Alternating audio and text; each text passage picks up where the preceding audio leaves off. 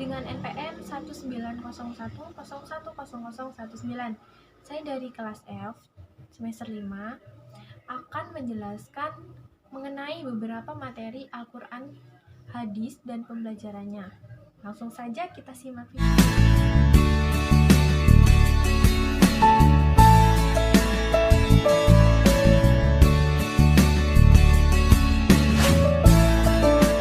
Pertanyaan pertama yaitu bagaimana konsep Merdeka Belajar dan Pendidikan 4.0. Jadi, konsep Merdeka Belajar sangat berbeda dengan kurikulum yang pernah ada dan digunakan dalam pendidikan formal yang ada di Indonesia. Konsep pendidikan baru ini sangat memperhitungkan kemampuan dan keunikan kognitif individu para siswa. Berikut garis besar konsepnya. Yang pertama adalah asesmen kompetensi minimum. Perbedaan konsep pendidikan baru ini dengan kurikulum yang digunakan sebelumnya adalah siswa diharapkan mampu menunjukkan kemampuan minimum dalam hal literasi dan numerik. Fokusnya itu bukan hanya sebanyak apa siswa mampu mendapatkan nilai melalui penugasan dari guru, akan tetapi bagaimana siswa mampu berpikir secara kritis dengan menggunakan kemampuan kognitifnya. Yang kedua adalah survei karakter. Cukup melegakan bahwa pada akhirnya pemerintah mengakui pendidikan di Indonesia adalah investasi yang mahal. Sebab setiap daerah memiliki keunikan manusia yang berbeda-beda dan tidak mungkin dipaksa untuk menerapkan satu sistem dengan indikator tetap. Nah, pada konsep survei karakter ini, pemerintah akan menilai secara menyeluruh terkait dengan kualitas pendidikan di sekolah. Bukan hanya tentang hasil belajarnya saja, tetapi juga ekosistem dan infrastruktur pendidikan yang tersedia. Kemudian yang ketiga adalah perluasan penilaian hasil belajar.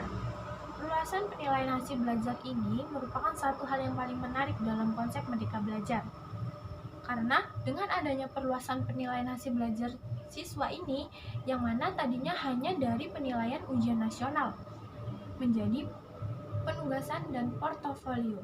Kemudian yang keempat adalah pemetaan kualitas pendidikan hingga ke 3T. Merdeka Belajar juga dapat diartikan sebagai keadilan terhadap akses pendidikan yang setara bagi seluruh siswa di Indonesia. Dengan ini, pemerintah membuat kebijakan afirmasi dan pemberian kuota khusus bagi siswa yang tinggal di daerah 3T. Yang kelima adalah pengembangan pola pikir. Konsep pembelajaran merdeka memiliki fokus pada pengembangan kemampuan kognitif siswa. Artinya, siswa akan ditantang untuk mampu berpikir kritis dengan analisis yang baik. Kemampuan inilah yang dibutuhkan agar bisa membuat keputusan yang bijak dalam penyelesaian masalah. Kemudian lanjut ke pertanyaan kedua, yaitu apa rancangan perencanaan pembelajaran Al-Quran, hadis, dan pembelajarannya yang Anda miliki dalam menyambut era pendidikan 4.0 ini. Jadi, keberhasilan peserta didik dalam pembelajaran itu merupakan tujuan utama dalam memulai setiap kegiatan pembelajaran. Membuat rencana adalah tugas seorang guru. Guru diharapkan merancang pembelajaran yang sesuai dengan perkembangan zaman, yang mana guru yang dapat membawa keberhasilan itu, yaitu dengan adanya perencanaan pembelajaran yang dibuat guru sebelumnya. Melalui perencanaan yang maksimal, seorang pendidik dapat menentukan strategi apa yang digunakan agar tujuan pembelajarannya dapat tercapai. Nah, dalam rencana pembelajaran 4.0, khususnya dalam pembelajaran Al-Quran hadis, yaitu dengan cara memanfaatkan teknologi dengan sebaik mungkin agar dapat menarik perhatian peserta didik. Seperti guru menyajikan gambar ataupun video yang berkaitan dengan pembelajaran Al-Quran hadis. Kemudian para murid mengamati dengan seksama. Hal ini dapat memudahkan murid dalam memahami materi yang diberikan. Jadi, bagi para pengajar, perencanaan pembelajaran adalah hal yang penting ya, dan wajib dilakukan demi tercapainya pembelajaran yang diinginkan. Karena Hal ini berguna untuk memperoleh kemajuan dalam perkembangan belajar peserta didik. Selain itu, guru dapat memahami perannya dan tugasnya, yaitu harus dicapai oleh peserta didik. Sehingga proses pembelajaran akan berjalan sesuai dengan apa yang telah diharapkan sebelumnya. Pertanyaan ketiga adalah bagaimana strategi pembelajaran Al-Quran Hadis dan pembelajarannya dalam menghadapi tantangan era pendidikan 4.0. Dengan penerapan pembelajaran daring ini menuntut kesiapan bagi kedua belah pihak ya, baik itu dari penyedia layanan pendidikan atau dari peserta didik itu sendiri. Bagaimanapun juga, pembelajaran secara daring membutuhkan bantuan teknologi yang mumpuni dan dapat diakses dengan mudah. Mempersiapkan siswa menghadapi era revolusi industri 4.0 ini bukanlah hal yang mudah. Jadi guru memerlukan strategi pembelajaran yang mampu memfasilitasi siswa untuk berkembang. Strategi pembelajaran berpengaruh terhadap pola pikir dan apa yang akan dihasilkan siswa kelak nanti. Strategi pembelajaran mempunyai peranan penting dalam menyiapkan siswa menghadapi era revolusi industri 4.0.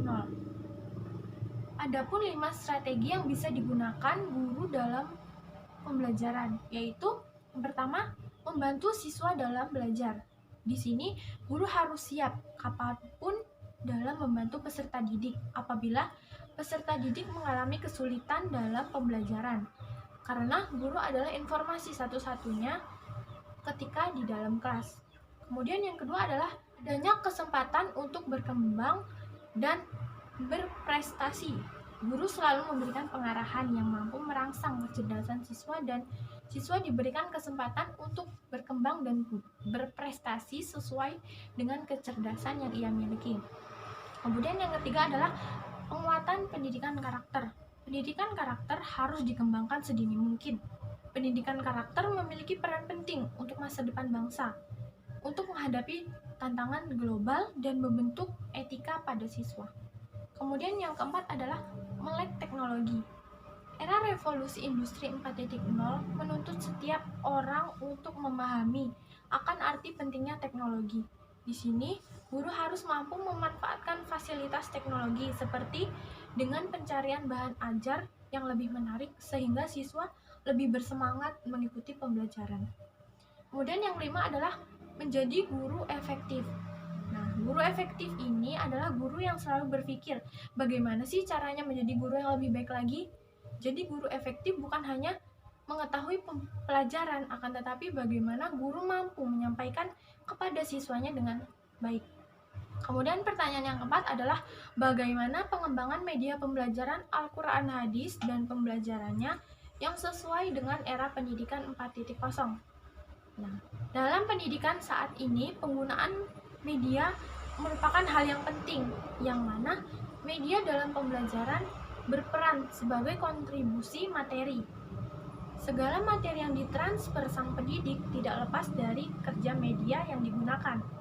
Media ini tidak hanya mempermudah pendidik dalam mentransfer pengetahuan, tetapi juga membantu peserta didik dalam memahami pengetahuan tersebut.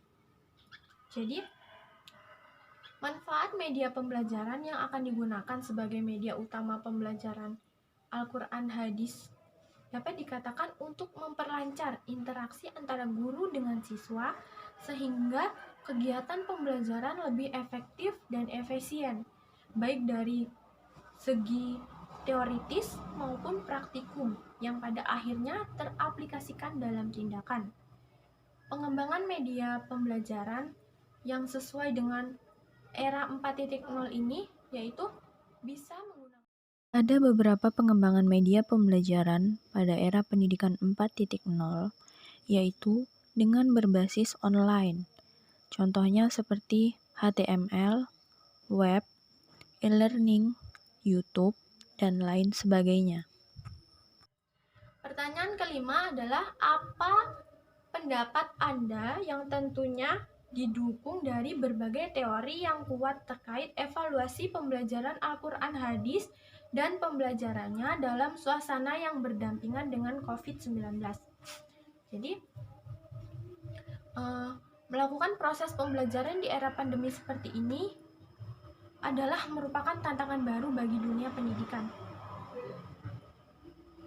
Saat ini, pembelajaran di sekolah menerapkan sistem pembelajaran jarak jauh atau dalam jaringan yang sering kita sebut dengan daring.